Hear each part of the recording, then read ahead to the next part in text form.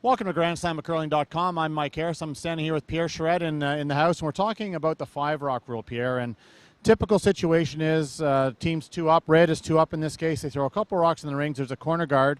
The new twist is that the team with last rock can throw the second corner guard.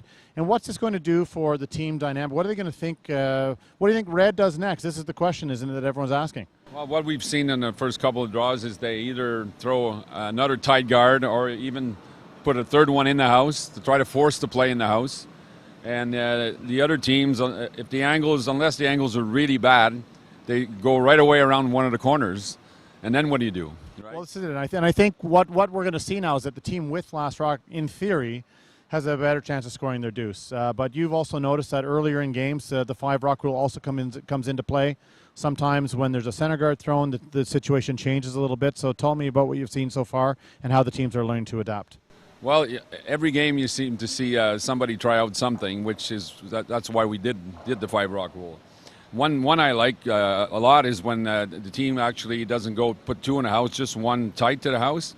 Is that instead of putting up a second guard, they're tapping that rock even behind the corner guard and leaving their shooter in front of the house, which becomes a second guard, and it's in a free guard zone.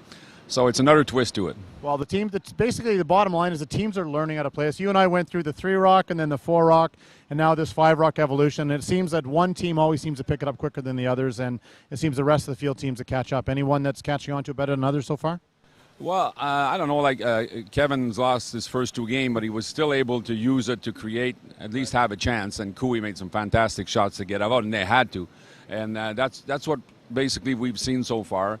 And I think even when you maybe they don't use the corner guards, it forces the other team, the defensive team, to still play. Right. And that creates deuces, just normal deuces anyways, instead of just running out of rocks, you know. Well, the bottom line is it's a work in progress. We're going to see how this event progresses throughout the weekend. We're looking forward to seeing the games on the weekend on television as well. But thanks for joining us. Hopefully that explanation helped out a little bit. And we'll tune in again to GrandSlamCurling.com for more updates on this. Thanks.